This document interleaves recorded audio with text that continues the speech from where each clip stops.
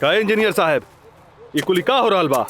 का करी सरकार, जौन ऊपर से आदेश हुई वह न करे के पड़ी। तो अपना साहब के फायदा खातिर इतना घटिया काम करी बा हैं कि लोगन के जान चल जाए। है बंद कर सन काम रे। अब सुनता है ने थोड़ा सन बहुत बहुत धांधली भइले लोग के चला मैंने ना हुई काम। बंद कर सन काम, मजाक बना ले बालो। चलो कोनो काम ना हुई, कोनो काम ना हुई भैया। मजदूर एकता, मजदूर एकता, मजदूर एकता, मजदूर एकता, मजदूर एकता, मजदूर एकता, मजदूर एकता। का बात बा? काम काहे नहीं खे होत? अरे इतना घटिया काम हो रहा बा। अरे को दिन तक टिकी? न सही सीमेंट लागत है एकरा में, न सही छोड़। अरे आप लोग तो अपन काम बना के चल जाइबा।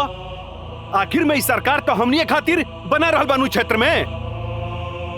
हाँ, सरकार तो तहनिया खातिर बनवा रहल बा, मगर ए निर्माण में जौन फायदा हुई ओमे से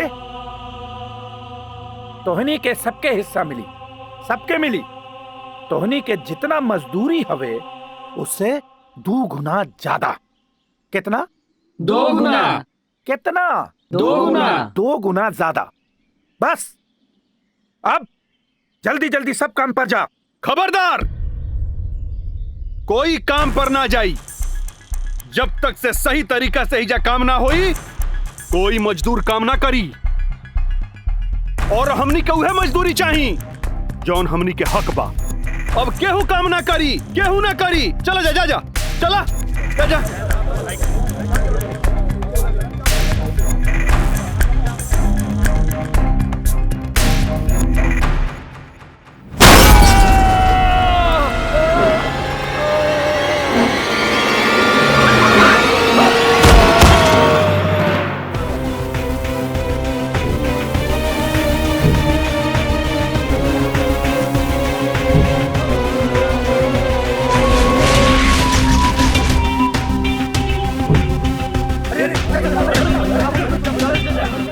मजदूर यूनियन जिंदाबाद।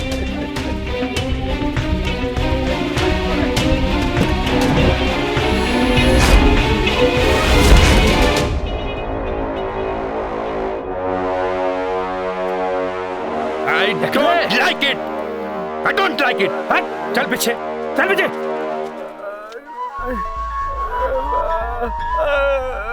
अब काका हम जानबूझ के थोड़े ना उड़ेनी। हाँ, हम तो अपना रफ्तार से आवत रहे। बस तू ही बिना सोचे समझे हमरा बीच में आ गई रहा हैं। लेकिन तू चिंता मत करिया, हम बानी ना। हम तहार इलाज कराई। Now I like it. Yes. चलिए बाबूजी।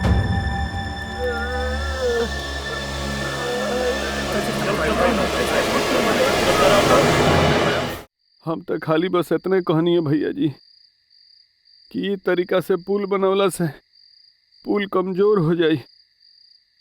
आखिर में सरकार हमनी खातिर न पुल बना रहल बा।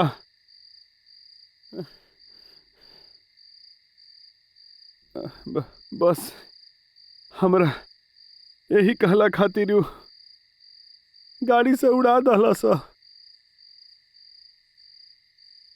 हमरा ई बात के चिंता नहीं है कि हम जियब की मरब।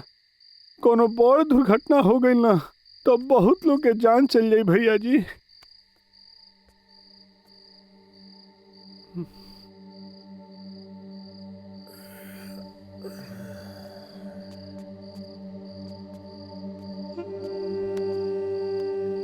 काल कह नहीं ले।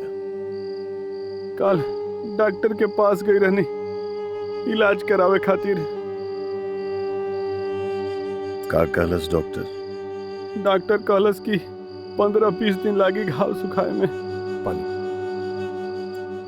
ला, पानी पिए।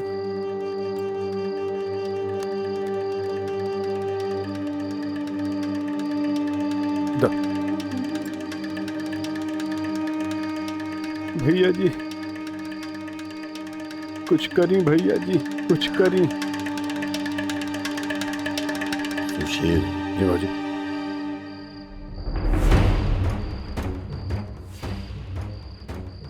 वो ठेकेदार के भी नहीं यहाँ बुलावा। जी बाबूजी।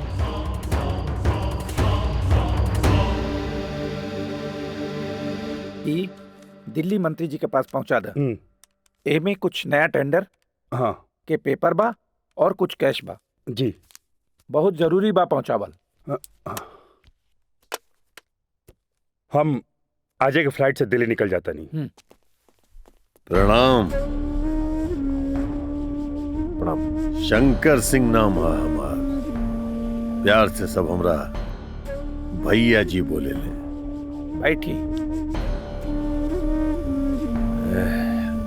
शुक्रिया। नाम तो बहुत सुन ले बानी। रउआ के क्षेत्र के जनता बहुत प्रेम करेला। और बताई कैसे आई नी हा? अब आदत तो हमार नहीं के केहू के दरवाजा पर जाए के, लेकिन जब हमरा पता लागल कि आपके एतराज बा हमरा दरवाजा पे आवे में, तो हम खुद आ गए नहीं आप लोगों के पास। ना दरअसल बात हो रही है कि जब तू बड़ा लोग आपस में बात करें तब बीच में ना बोले के। अरे तो निकट बच्चा है सब हमार और बड़ा प्यार करेले हमरा से।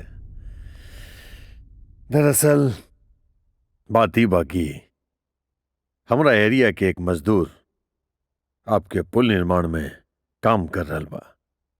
वो जब कोनो गड़बड़ी के बारे में बतौलस तो के बड़ा बेरहमी से पीटल गया। I don't like it. पिटाया वाला काम करी तो पिटेबे नु करी।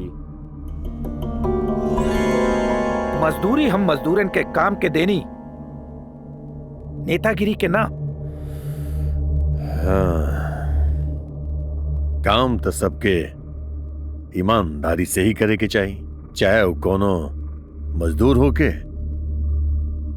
या फिर आप जैसन कोनो ठेकेदार होके। एकर मतलब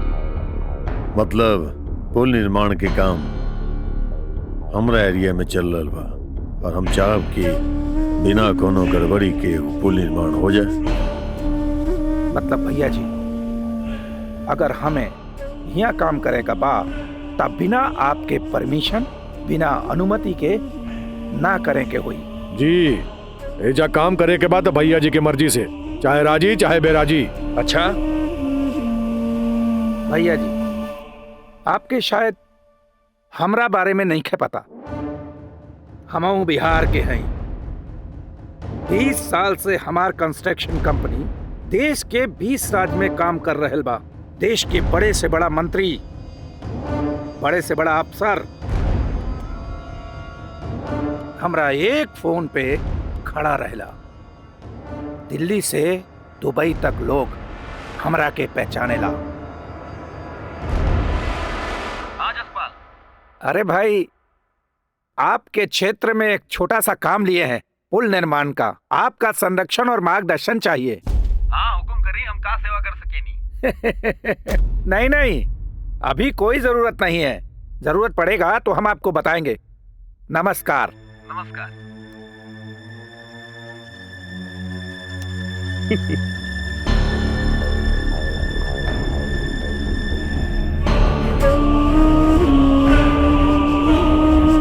अच्छा, प्रणाम।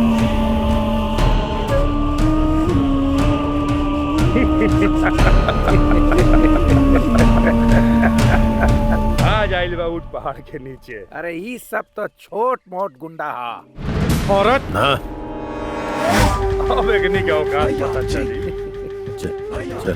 अरे ये सब छुट्टियां गुंडा है। I like